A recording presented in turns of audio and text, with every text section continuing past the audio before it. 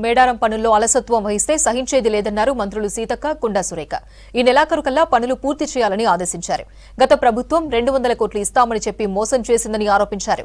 రైతు బంధు విషయంలో రైతులెవరూ ఆందోళన చెందొద్దన్నారు వ్యవసాయ శాఖ మంత్రి తుమ్మల. త్వరలో ప్రతి రైతు అకౌంట్లో డబ్బులు వేస్తామని చెప్పారు. ఇటు పాలేరులో పర్యటించిన మంత్రి పొంగులేటి ప్రాథమిక హెల్త్ కేర్ సెంటర్ను పరిశీలించారు.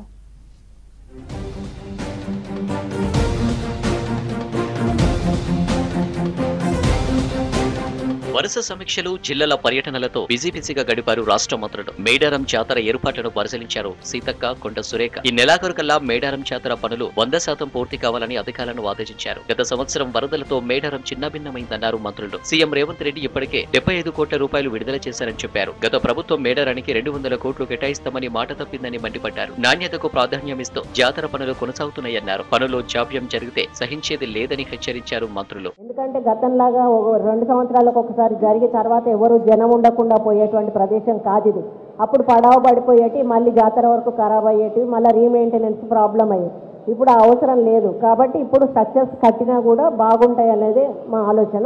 మీరు అన్నట్టుగా వాటిని 100% కూడా అమలు చేయడానికి ముఖ్యమంత్రి గారి దృష్టికి తీసుకెళ్లి మేము సహకరిస్తామని తెలియజేస్తాం. అధికారులు కూడా అదే రకంగా పనిచేయాలి.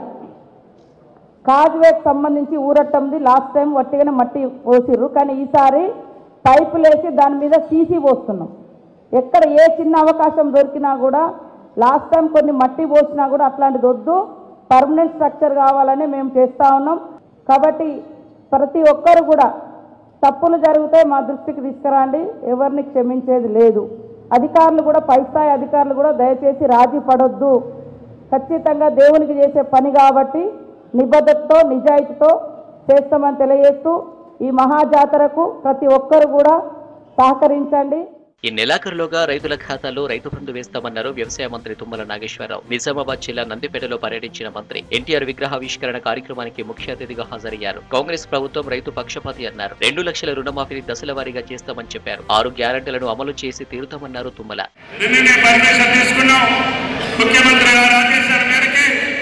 ఇప్పటికే 2 ఎకరాల లోపు రైతులకి అందరికీ రైతు బంధు పడింది. 29 లక్షల మందికి ఖాతాలో వచ్చింది. మిగతాయి కూడా ఈ నెలాఖరు కల్లా పూర్తి చేస్తామని చెప్పి కూడా ఈ సందర్భంగా మనం చెప్తున్నాం.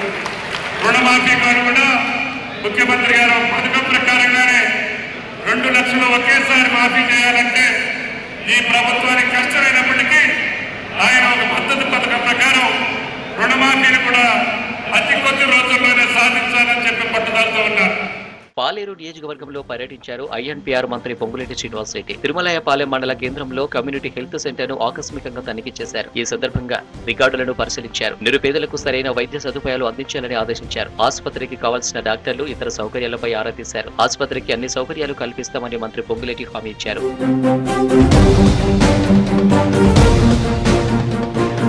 5 సార్లు ఎమ్మెల్యేగా గెలిపించిన నల్గొండ ప్రజలు తనపై పెద్ద బాధ్యత పెట్టారన్నారు మంత్రి కోమటిరెడ్డి వెంకటరెడ్డి. నల్గొండ మున్సిపాలిటీలో పలు అభివృద్ధి కార్యక్రమాలకు శంకుస్థాపన చేసిన తర్వాత జిల్లా కలెక్టర్ ఉన్నతాధికారులతో సమావేశమై పెండింగ్ పనులను సమీక్షించారు. నిరుద్యోగులకు స్కిల్ డెవలప్మెంట్ సెంటర్ ఏర్పాటు చేసి శిక్షణ కార్యక్రమాలు నిర్వహిస్తామన్నారు. గత ప్రభుత్వంలో ప్రజలు ఎమ్మెల్యేల చుట్టూ తిరిగినట్టు కాంగ్రెస్ ప్రభుత్వంలో తిరగాల్సిన అవసరం లేదన్నారు.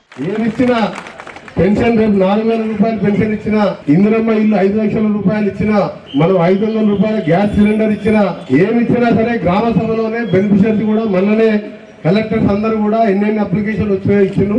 నిన్ననే కలెక్టర్ గారు మనం నాతో కలిసినప్పుడు ఇక్కడ స్కిల్ డెవలప్మెంట్ సెంటర్ పెట్టి మన అన్ఎంప్లాయిడ్ యూత్ కి అందరికీ గవర్నమెంట్ ఎగ్జామ్ మనం ఉద్యోగాలు ఇవ్వలేం కాబట్టి ఒక స్కిల్ డెవలప్మెంట్ సెంటర్ పెడదాం సార్ అని చెప్పి, దాంతో పాటు ఇంకా ఎన్నో ఐడియాలు కూడా ఇచ్చుకుంటూ మనం టీచర్ రిక్రూట్మెంట్ ఇవ్వబోతున్నాం. సచివాలయంలో రవాణా శాఖ మంత్రి పొన్నం ప్రభాకర్ ను కలిశారు గద్దర్ కూతురు వెన్నెల. జనవరి 31న గద్దర్ జయంతిని అధికారికంగా నిర్వహించాలని కోరారు. దీనిపై మంత్రి పొన్నం ప్రభాకర్ సానుకూలంగా స్పందించారు. సీఎం రేవంత్ రెడ్డి దృష్టికి తీసుకువెళ్తానని హామీ ఇచ్చారు. ఇటు సచివాలయంలో మంత్రి పొన్నం ప్రభాకర్ ను కలిశారు state contributor pension scheme employees union నేతలు. సిపిఎస్ ను రద్దు చేసి ఓల్డ్ పెన్షన్ స్కీమ్ అమలు చేయాలని కోరారు.